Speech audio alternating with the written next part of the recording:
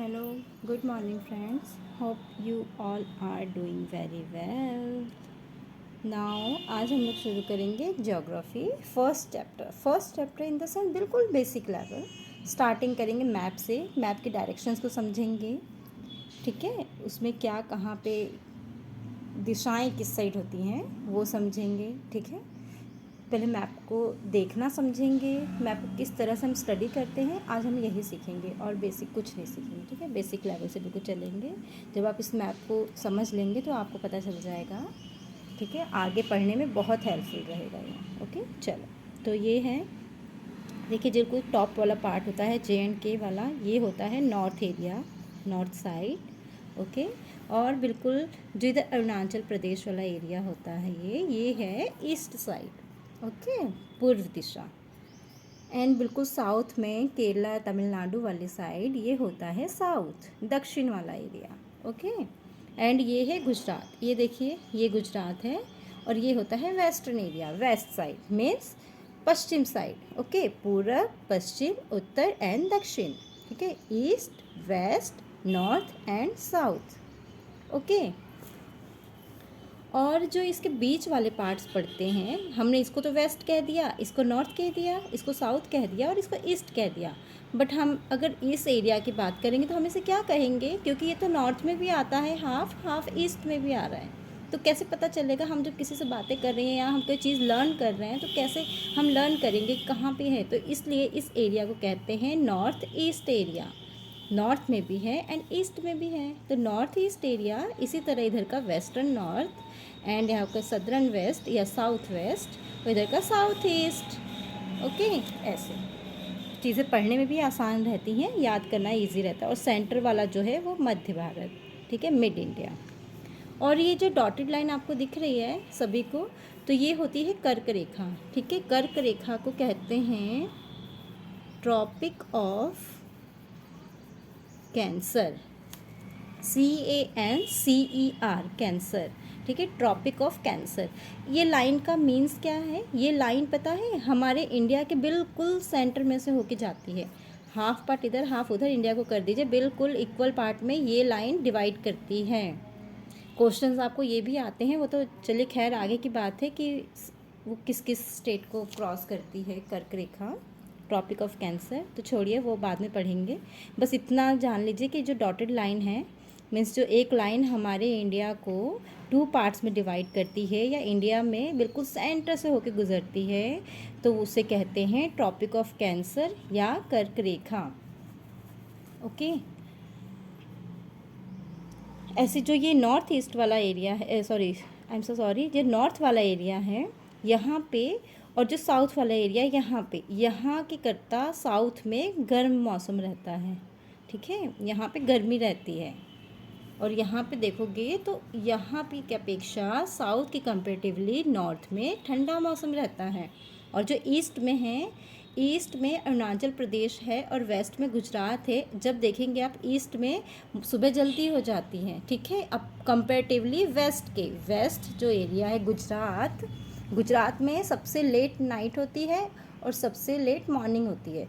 वही हाल अरुणाचल प्रदेश का है, सबसे पहले मॉर्निंग होती है और सबसे पहले नाइट होती है।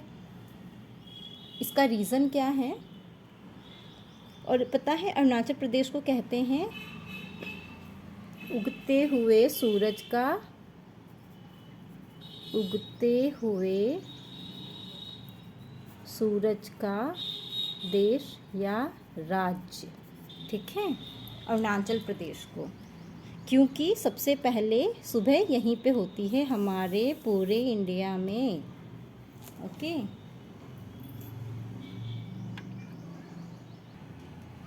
अच्छा, और हमारे इंडिया में जो मैं आपको डे और मॉर्निंग जल्दी और लेट क्यों होता है ये आपको ग्लोब वाला जब समझाऊंगी तो उसमें बताऊँ, क्योंकि उसमें आपको बहुत अच्छे से और बहुत जल्दी क्लियर हो जाएगा। ओके, तो हम नेक्स्ट वीडियो में उसकी बातें करेंगे विद ग्लोब के डायग्राम के साथ। ओके, तो पता है इंडिया में अगर अच्छा क्रिकेट मैच कभी देखा होगा आप लोगों ने, जब उसका टाइमिंग बताता है शेड्यूल मैच का, तो उस पर लिखा रहता है टाइम के साथ ब्रैकेट में लिखा रहता है IST।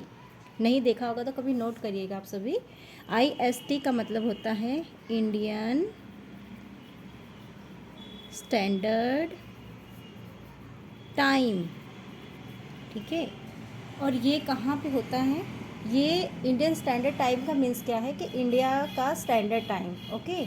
मीन्स जो इंडिया का टाइम कहाँ से सेट होता है, किसने किया, किसी ने तो किया होगा, किसी ने क्लॉक बनाई होगी, कहीं तो क्लॉक का आविष्कार हुआ होगा कि ऐसे ही घड़ियाँ चलने लगी। तो वो भी सब चीज़ें हैं, वो आप अभी डीपली पढ़ेंगे बाद में।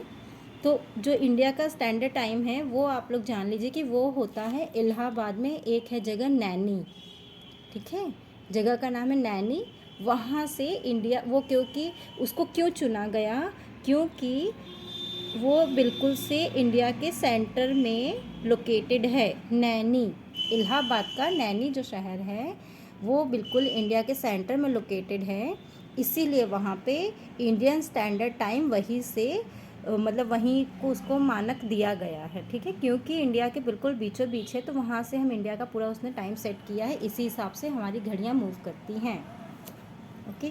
और एक होता है जो वर्ल्ड का होता है, वो होता है GMT, ग्रीनविच मीन टाइम,